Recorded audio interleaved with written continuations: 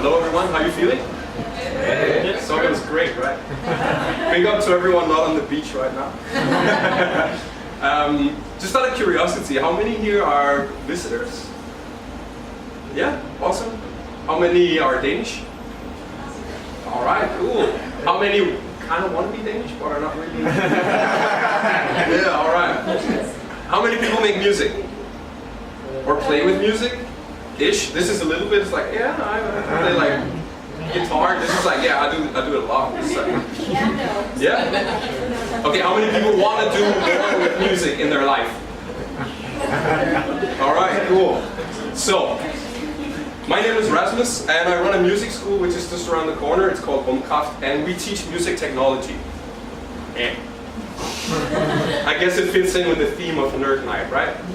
Yeah, okay. So what does that mean? It means that we use technology to make music. That's pretty simple, right?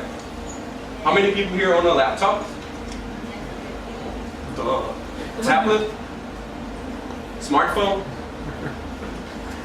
You should all be making music, right? Yeah?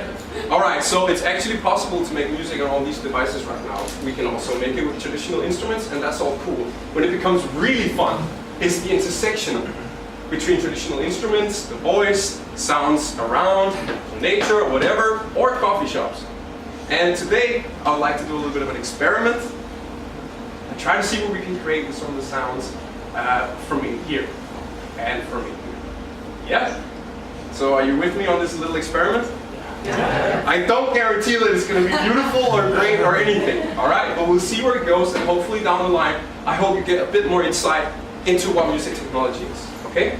If you feel like stepping up and participating, I have a microphone, just do it. If you have a question, raise your hand or interrupt me, alright?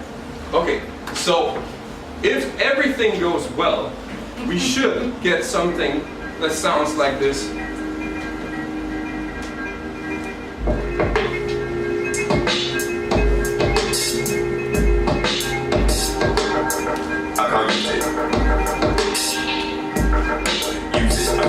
Everything that you got, can't use it. Be the big man and take all you can, cause I know for a fact you're gonna lose it. Use it, I can't use it. Everything that you got, can't use it. Wanna come down with the best around and get on that stage and prove it. Use it, I can't use it. Everything that you got, can't use it. Be the big man and take all you can, cause I know for a fact you're gonna lose it. Use it, I can't use it. Everything that you got, can't use it. Wanna come down with the best around and get on that stage and prove it. Use it, I can't use it. Everything that you got, can't use it. Be the big man and take all you can, cause I know for a fact you're gonna lose it. Gonna lose it, gonna lose it, gonna lose it, gonna lose it, gonna lose it.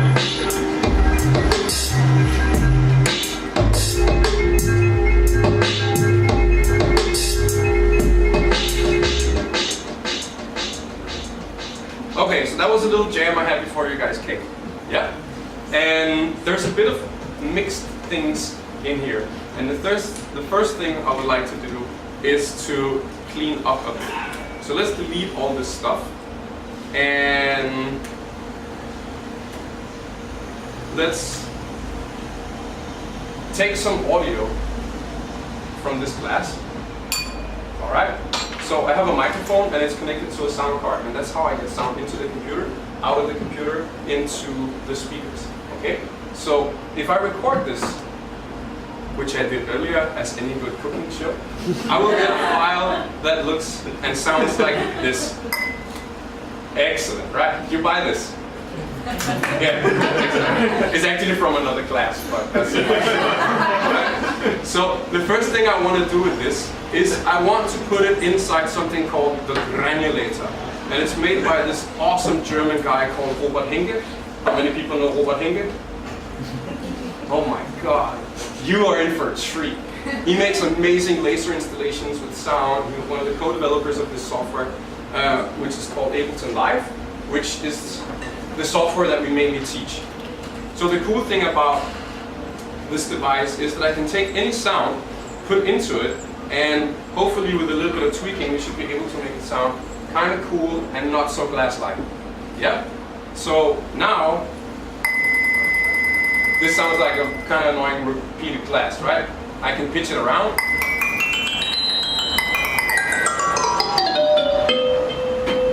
Okay? Still maybe not the most interesting thing. And I also do not know what the glass makers actually tuned this glass to. Anyone have an idea? What note is this? Hey, Z? It's close to actually. Yeah. So it's a flat C. Yeah, you see, I told you it was a C. Boom. All right. So if I do not have Anna around, I can use technology to help me tune my instrument. All right. I do not have perfect pitch, and I don't sing so well. I can kind of glide into the notes, so I need a bit of help. But I love making music, and this stuff makes me make music fast and good. Okay. So with this, I can see that my C is a bit flat, so I need to tune it up a bit. All right. So let's. How's that, Anna? Better? Yeah. Wow, already a lot better, right? Okay, I kind of like this. So we can mess a bit about with the sound with this. We can extend how the sound goes out. We can make it fade in. Yeah, I can make it. You can see the audio file here, right? That's the class. That's how a class sound looks like. And you can see it plays along, and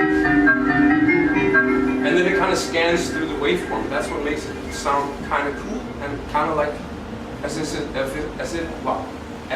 it's in a room, right? Okay, so I can make the size of this smaller.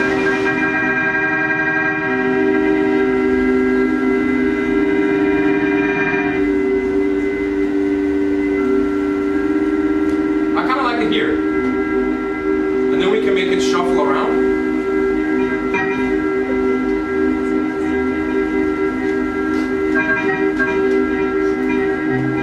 And then just take it down a bit.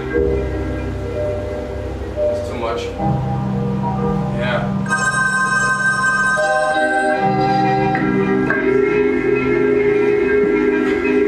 Okay. And then they're a little bit too long, all right? So, I'm looking for something atmospheric here. Yeah? All right, so let's record this without the original glass playing along. So.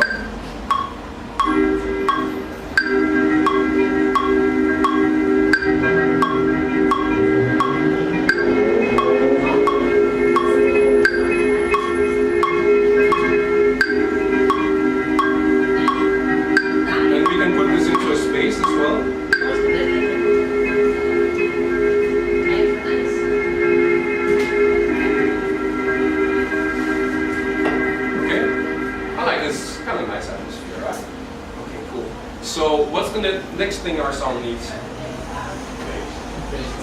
The bass. Yeah, bass, drums. Okay, cool. How about we get the beat going first? So I made a little lunchbox for this presentation, and in here I found a beat or a drum kit that I like, and it sounds like this.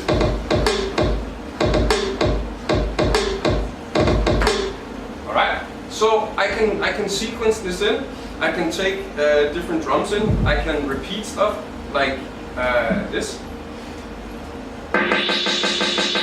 So if I don't have good rhythm, I can just make the computer help me do it. And if I spend a little bit of time on that, I can make a beat that sounds like this. And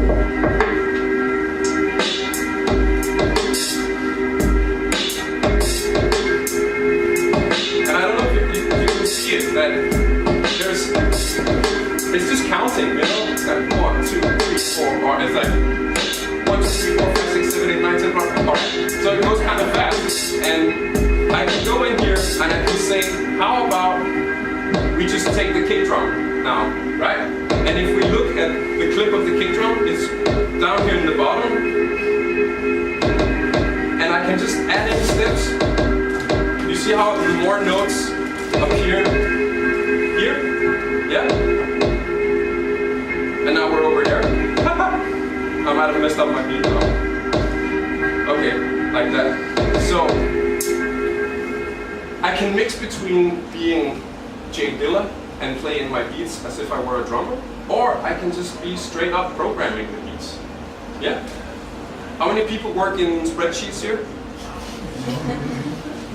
Really? I thought you're scientists. Okay, so this is kind of like composing in spreadsheets, right? So I'm making small building blocks that I can mix and match between. So if I made a new version of my beat that didn't have the kick drum, I would just have another clip underneath. So we'd say, okay, give me a new clip.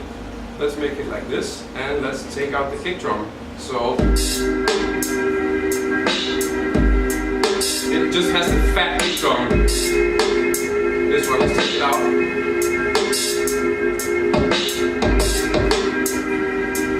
Okay, so in this way I can build up a bank of variations of the different parts and spreadsheet of my song. All right. Okay, so someone said percussion, obviously, right? And here comes a little teaser for a workshop that my music school has done, and it's called Hack the Coffee Shop. And I hope that we can do one here. And the concept is that you get a bank of sound files that we make a full composition of. So no synthesizers, just sounds from the coffee shop. Sounds of the grinder, sounds of people moaning about the grinder and glasses and whatever, okay? So in this case, here's one of the files, and it contains, it's a little bit hard to hear.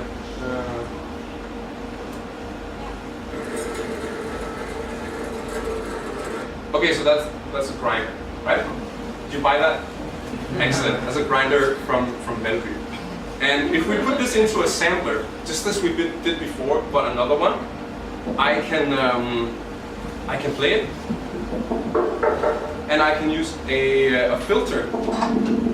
Let's see here. If we look here in the filter section, you can see that this mountain here is moving, right? So this selects what frequencies are let through, right? So instead of having the full sound, I just select the ones that I want. And then if I record this into a clip, I can make it quite interesting with a bit of movement and a bit of change in rhythm, right? And if we add that together with the rest, and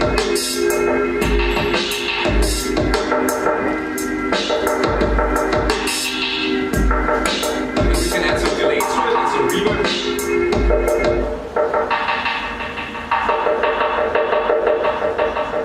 And in this way I can get a lot of mileage out of the grinder from Bellevue. Yeah? Okay, so far we've been working mostly with samples, but in computer music we can also work with synthesizers. Okay? So for this I made a sub-bass synthesizer because I think probably the two things in the world that are the best is pesto and sub-bass to me. And this instrument sounds like this. All right? He's trying to make it work, but it's not really a subwoofer, right? And I can change the parameters on this to make it go like. So over here you see the actual design of the instrument, and it's something that I selected so that I can play it in the way that I like. So.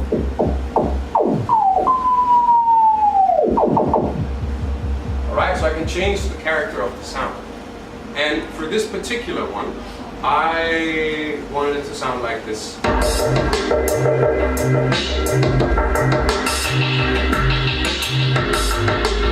we have the notes, and I can mess around with how it sounds.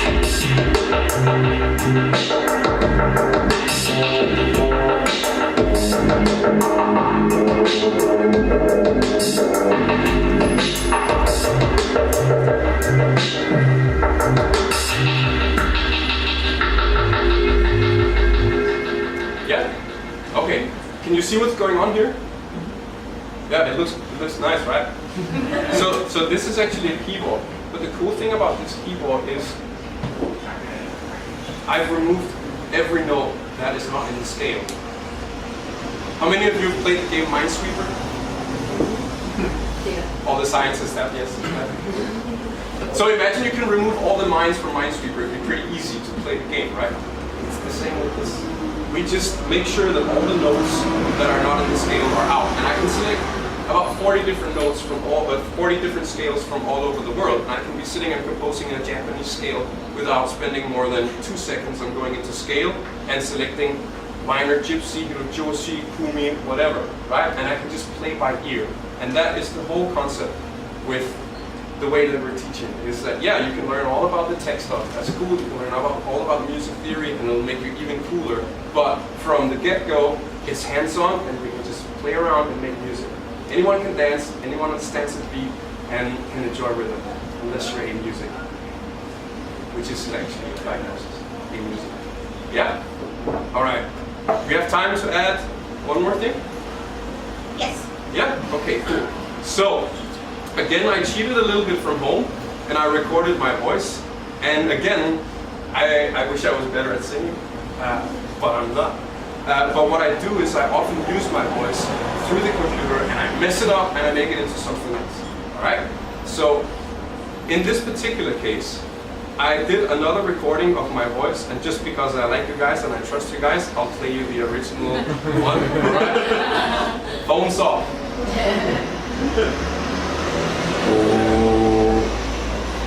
Okay.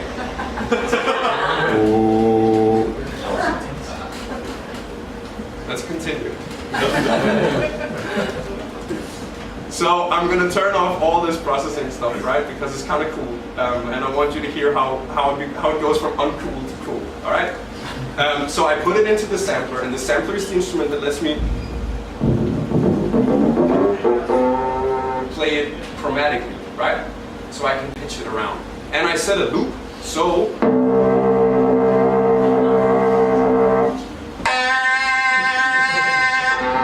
I also saturated like the shit out of it. That's how it sounds. So the first thing I did is I actually tuned myself because I wasn't singing along to anything. And I did exactly the same thing. I added the tuner, and I found out that I was 3 semitones and 16 cents off, right? So this is just like you tune your guitar before you start playing. I need to tune my voice through the computer. All right? So after this, now I can take my tuner off. I think Anna is satisfied with the tuning. Okay, cool. So one of the things that I find kind of cute about making electronic music is that the sounds do not necessarily have a space to live in, and anyone needs a home, right? So we need to give our sound a home. So here's the sound without a home, and then I put it into a space, and I can gently add the space. He's much happier now, right? And I can make this space bigger or smaller, but for this I want kind of like a bigger one. And then a super cool thing is I can add a resonator to this. So I can add different harmonic material to my sound. So it could be anything. And try to hear how it sounds when I start adding the resonator.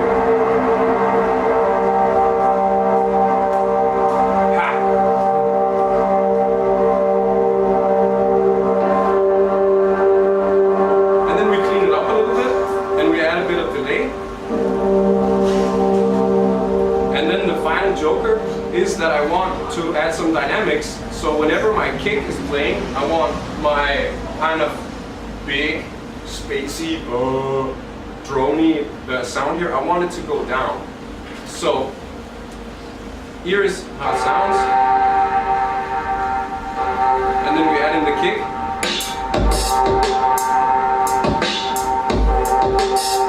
So you can see it goes down every time the kick comes, it goes down. So now I've built a system which is interacting with itself, okay? And then we can